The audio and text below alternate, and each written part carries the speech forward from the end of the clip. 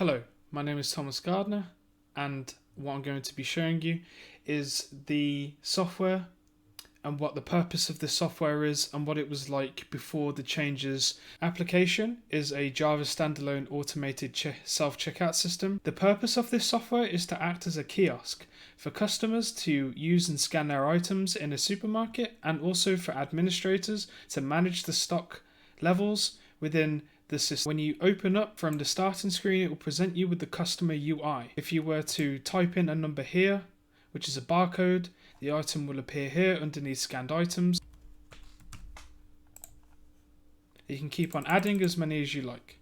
Here, if you type in the amount of money you want to pay, the change will appear here.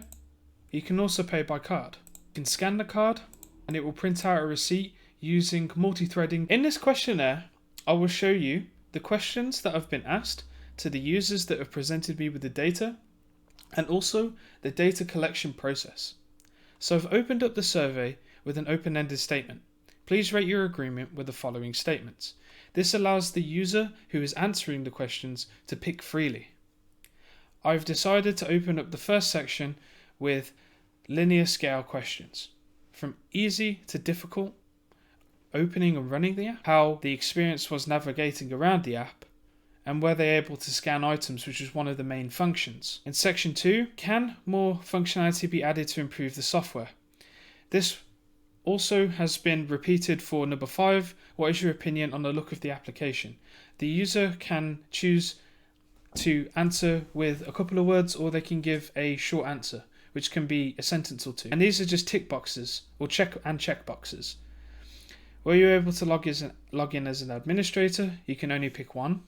And then again, were you able to add and remove items as an administrator? Again, you can only choose yes or no. And also, I've used the linear scale. How was your experience making a cash and card payment? And then again, in section 4, do you feel the look of the application is appropriate? Color-wise, window, text, font, all of that. Again, they can answer with a long, which is more of a paragraph, describing what they couldn't do, or what they didn't like, and then also giving their opinion on the overall functionality of the application. The data collection process was also done on Google Forms. So, for each question, it shows me in the form of a graph for some, and then also with a chart for others. And then also with section 2, it gives me more descriptive answers, knowing what exactly to do when I change it. And then also with section 3, I've used a chart, which also gives me more emphasis on what I need to prioritize. And then again with another chart as well. And then also for section 4, I can really get a feel for how the user's experience was. I will talk about the issues that I identified with my data analysis. After the selected users had finished testing the software, I noticed that a lot of the people using it were talking about the text, the size of the text, the color of the application, the size of the application window, and also in general navigation. So to improve this, I thought about adding more buttons with clear explanations as to what they were doing, as I know that this was a problem. And also that the application was missing some core features, and also some of the functionality wasn't working. And also making sure that the labels are bigger so they can see what they're doing, and also putting different things like cash and card payments in the correct process instead of putting it all on one page. This is the starting screen for when the customer comes over to the kiosk in the supermarket and wants to start their order, and have this screen. This is the customer UI. As you can see, it is different from the original. It has a scan item button here. You also have a scroll function for when they're scanning items, or if the items go off the screen, they can use this function to scroll down and view more items. It also has an admin button here and an assistance button. You have your card or cash payments here. So if they want to make an order, they will tap scan. After clicking the scan button here, the item, picture, barcode, price and quantity will be displayed here on the row.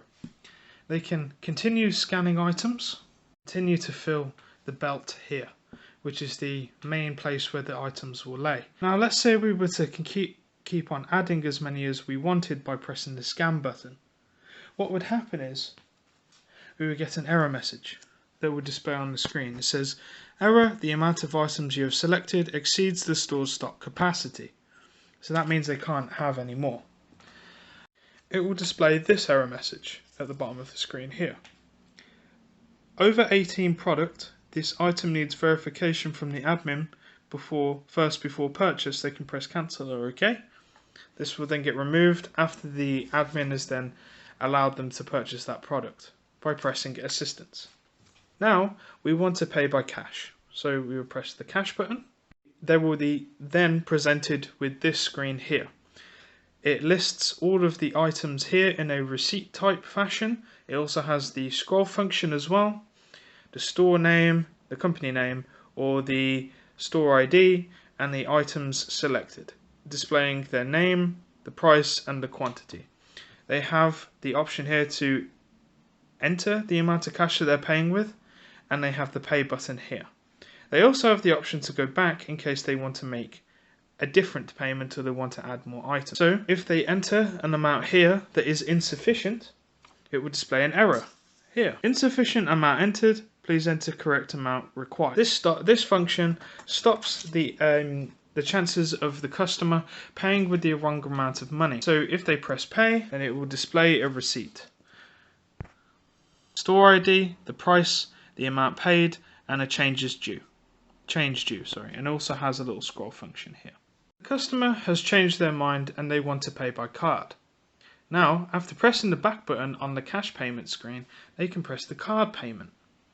This will then take them to another screen, and it will also then display the amount of items they've selected as the same in the cash screen with the barcode, the price, and the quantity. It also has the print receipt option, so they can have a copy of the receipt and a different card options. And also has the back button here. If they were to pay by card, and then it will display a receipt, like with cash. Now that has been done, this will then be removed, and this will be displayed. Order complete, returning to kiosk. And after this has disappeared, now in a scenario that the admin wants to log in and make changes to the database, then they can press this button here, and then it will ask for their login details, with their username and password, text fields and labels, and a sign in button. After they have signed in and entered their details, display the admin user interface. Now there's a lot going on here, so we have different tabs for database and logout, and then we also have a subsection for the actual stock database, and different menus to show different database columns, which have item name, item price, and item quantity. And we also have different admin options. So we can add stock, remove stock, edit item price, and add item.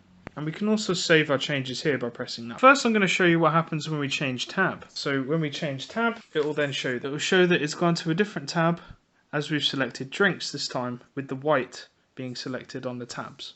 If we go back by selecting frozen, we'll then go back to here.